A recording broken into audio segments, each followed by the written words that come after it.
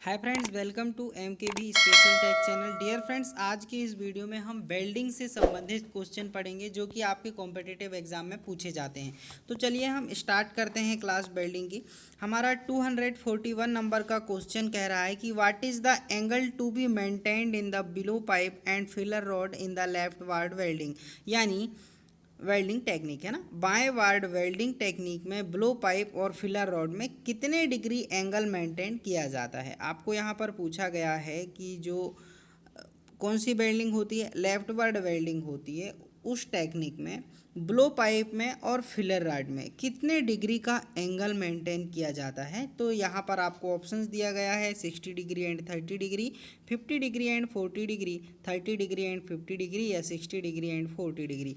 तो dear friends, इसका correct answer A हो जाएगा कि लेफ्ट वर्ड तकनीक में ब्लो पाइप और फिलर रॉड में 60 डिग्री और 30 डिग्री का जो है एंगल मेंटेन किया जाता है, यानी ऑप्शन नंबर ए यहाँ पर आपका करेक्ट हो जाएगा। इसके बाद अगला क्वेश्चन देखेंगे। अगला क्वेश्चन है आपका which factor determine the current setting during welding, यानी वेल्डिंग के दौरान करंट की सेटिंग कौन सा कारक निर्धारित करता है ना। तो जो करंट की सेटिंग निर्धारित करने वाला कारक है वेल्डिंग के दौरान, वो कौन सा है। टाइप्स ऑफ जॉइंट है, पोजीशन ऑफ बेल्ट है, लेंथ ऑफ इलेक्ट्रोड है या डायामीटर ऑफ इलेक्ट्रोड है। तो आपका यहाँ पर करेक्ट आंसर 242 का ऑप्शन नंबर डी हो जाएगा, यानी डायामीटर ऑफ इलेक्ट्रोड है ना। आपका करेक्ट आंसर क्या हो जाएगा, डायामीटर ऑफ इलेक्ट्रोड इसका करेक्ट आंसर हो जाएगा कि वेल्डिंग के दौरान करंट की सेटिंग के लिए इलेक्ट्रोड का व्यास निर्धारित करता है ना। आपका जो है अगला क्वेश्चन यहाँ पर देख पा रहे हैं 243 नंबर का क्वेश्चन आपको पूछ लिया गया है कि स्टेप डाउन ट्रांसफार्मर में वेल्डिंग के लिए ओसीबी क्या है जो मुख्य आपूर्ति वोल्टेज 220 या 440 वोल्ट को कम करता है। यानी आप इंग्लिश में पढ़ लीजिए कि what is the OCV for welding in step down transformer which reduce the main supply voltage 220 और 440 वोल्ट्स, है ना। कि स्टेप डाउन ट्रांसफार्मर में वेल्डिंग के लिए OCV क्या है, या जो मुख्य आपूर्ति वोल्टेज 220 या 440 वोल्ट को कम करता है। तो आपका यहाँ पर अलग अलग ऑप्शन दिया गया है 40 and 100 volt, 50 and 100 volt, 30 and 20 volt और 20 एंड 25 वोल्ट। तो यहाँ पर आपका जो करेक्ट आंसर है वो हो जाएगा ऑप्शन नंबर 243 का जो है करेक्ट आंसर आपका ए हो जाएगा, यानी 40 एंड 100 वोल्ट है ना। तो आपका यहाँ पर ऑप्शन नंबर ए करेक्ट हो चुका है। आपका अगला क्वेश्चन है which is the welding machine design to supply both AC and DC current for welding ferrous and non ferrous metals using all types of electrode। Dear friends, ये बहुत ही important question है। आपको बहुत सारे MCQs आपको ऐसे मिलेंगे जो कि टेक्निकल एग्जाम में पूछे जाते हैं। तो यहाँ क्या पूछ लिया गया है आपको कि कौन सी वेल्डिंग मशीन है जो सभी प्रकार के इलेक्ट्रोड का उपयोग करके लोह और अलोह धातुओं की वेल्डिंग के लिए AC और DC, ध्यान देने की योग्य बात है यहाँ AC और DC बोला गया है, और यहाँ लोह और अलोह यानी फेरस और नॉन फेरस धातु की वेल्डिंग के लिए AC और DC दोनों की आपूर्ति करने के लिए डिज़ाइन की गई है। तो आप मशीन का टाइप्स आपको बताना है कि कौन सी मशीन है। रेक्टिफायर सेट है, ट्रांसफार्मर सेट है, मोटर जनरेटर सेट है या इंजन जनरेटर सेट है। तो डियर फ्रेंड्स, वह मशीन कौन सी वेल्डिंग मशीन है जो सभी प्रकार के इलेक्ट्रोड का उपयोग करके लोह और अलोह धातुओं की वेल्डिंग के लिए AC और DC दोनों की आपूर्ति करने के लिए डिज़ाइन की गई है। तो वो होता है रेक्टिफायर सेट, है ना। आपका 244 नंबर का जो क्वेश्चन है उसका करेक्ट आंसर रेक्टिफायर सेट हो जाएगा।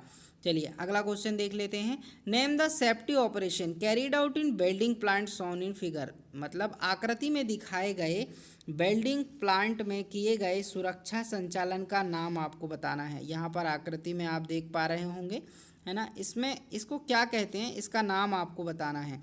तो डियर फ्रेंड्स, यहाँ पर आपको क्या बोला गया है, यहाँ पर यह आकृति आपको दी गई है और कंप्रेशर फ्यूज को निकालना है, गैसों को साफ करने के लिए सतह को ठंडा करना है, या पानी सतह को साफ करने के लिए, या फिर अगला ऑप्शन आपको दिया गया है निकास वाहिनी फ्यूज और गैसों को पकड़ती है। तो ये exhaust duct capture fuses and gases, जो यहाँ पर है एग्जॉस्ट डस्ट कैप्चर है ये, है ना।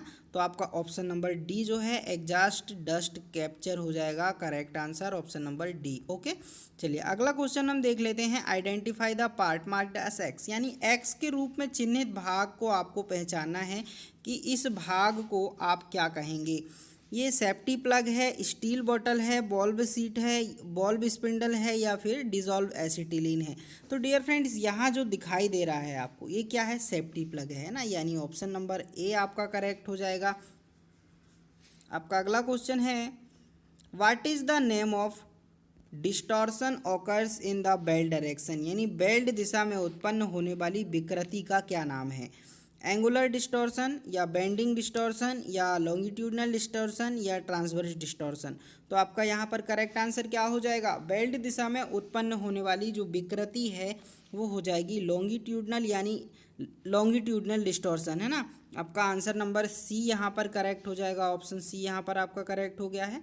अगला क्वेश्चन है आपका what is the name of the metal edge in angle during welding and cutting operations, यानी वेल्डिंग और कटिंग ऑपरेशन के दौरान कोण में धातु के किनारे का क्या नाम है। वेल्डिंग और कटिंग ऑपरेशन के दौरान कोण में धातु के किनारे का नाम आपको पूछ लिया गया है, उसे आप क्या कहते हैं, कर्व कहते हैं, ड्रैग कहते हैं, बेवल कहते हैं या गाउजिंग कहते हैं। तो 248 नंबर का ऑप्शन नंबर सी यहाँ पर मिलेगा कि कोण में धातु के किनारे का, है ना, किनारे आपको यहाँ दिया गया है वर्ड, इसलिए आप बेवल आंसर लगाएंगे इसका।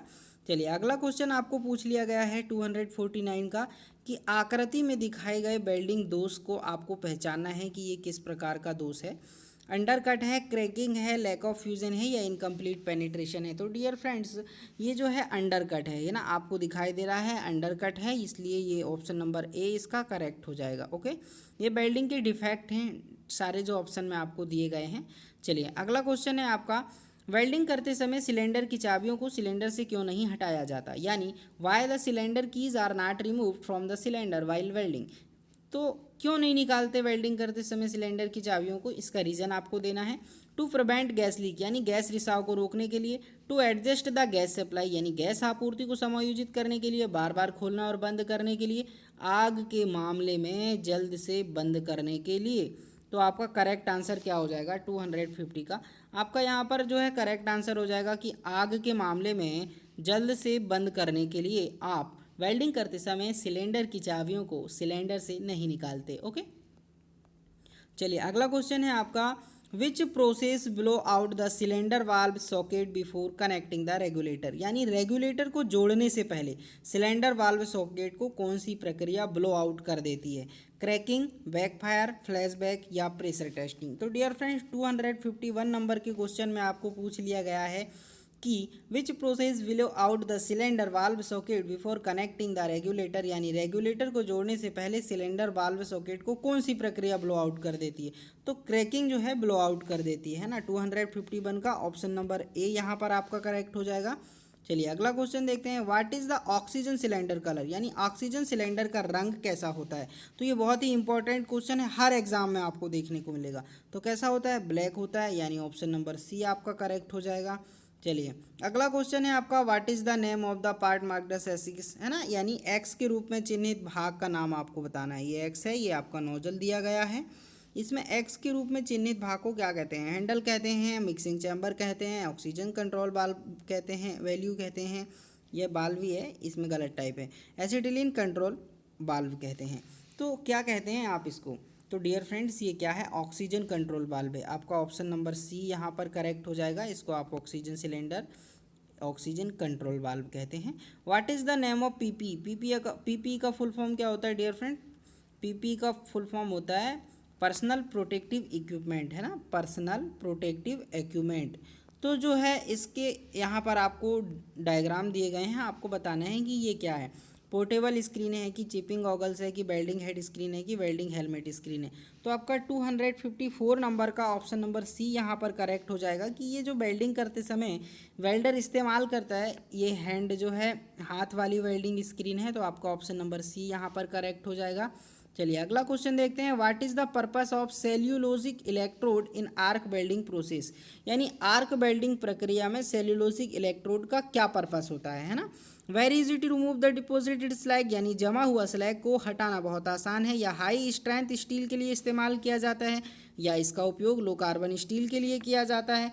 तो इसका करेक्ट आंसर क्या हो जाएगा, यहाँ पर ए नंबर का करेक्ट आंसर हो जाएगा कि आर्क वेल्डिंग प्रक्रिया में सेल्यूलोजिक इलेक्ट्रोड का उद्देश्य है वो जमा हुआ स्लैग को हटाना बहुत आसान है इसका प्रयोग करके, है ना। आपका अगला क्वेश्चन आपको पूछ लिया गया है कि what is the name of the part marked as X, यानी एक्स के रूप में चिन्हित भाग का नाम बताना है। यहाँ एक्स से चिन्हित एक भाग है उसका नाम आपको बताना है। तो यहाँ पर आपका ऑप्शन नंबर क्या कौन सा सही होगा, preheat control valve, oxygen control valve, horizontal adjustment या फिर वर्टिकल। तो यहाँ पर ये जो है वर्टिकल में है ना, हॉरिजेंटल अगर ऐसा होता तो ऐसा होता, ये वर्टिकल है। तो आपका यहाँ पर direct option number D correct हो जाएगा कि ये कौन सा वर्टिकल एडजस्टमेंट है, ठीक है। चलिए अगला क्वेश्चन है आपका, what is the strong capacity of oxygen cylinder, यानी oxygen storing what is the storing capacity of oxygen cylinder, है ना। ऑक्सीजन सिलेंडर की जो भंडारण क्षमता होती है वो कितनी होती है, यहाँ आपको पूछ लिया गया है। तो 257 के नंबर क्वेश्चन में आपको इसकी बताना है कि ऑक्सीजन सिलेंडर की भंडारण क्षमता कितनी होती है, 7 घन मीटर, 10 घन मीटर, 14 घन मीटर या 15 घन मीटर। तो डियर फ्रेंड्स, ऑक्सीजन सिलेंडर की स्टोरेज कैपेसिटी 7 घन मीटर होती है, जो कि ऑप्शन नंबर ए में मिल जाती है, यानी ऑप्शन नंबर ए आपका यहाँ पर करेक्ट हो जाएगा। चलिए 258 नंबर का क्वेश्चन आपको पूछता है कि गैस कटिंग के दौरान शरीर को उड़ने वाली चिंगारी से बचाने के लिए उपयोग में लाए जाने वाले उपकरण को क्या कहते हैं, leather cap, leather apron, leather shoes या कटिंग गॉगल्स, है ना। तो गैस कटिंग के दौरान शरीर को उड़ने वाली चिंगारी से बचाने के लिए उपयोग में लाए जाने वाले जो उपकरण होते हैं उनको लेदर एप्रोन कहते हैं, यानी ऑप्शन नंबर बी यहाँ पर आपका करेक्ट हो जाएगा। तो डियर फ्रेंड्स, ये वेल्डिंग से रिलेटेड बहुत ही इंपॉर्टेंट एमसीक्यूज़ हैं जो कि आपके लिए बहुत ही इंपॉर्टेंट है। डियर फ्रेंड्स, अगर आपने अभी तक वीडियो को लाइक नहीं किया है तो वीडियो को लाइक ज़रूर करें, और अगर आपने चैनल को सब्सक्राइब नहीं किया है तो सब्सक्राइब जरूर करें, जिससे आगे आने वाली सभी वीडियोस आपके पास सबसे पहले पहुंच जाए।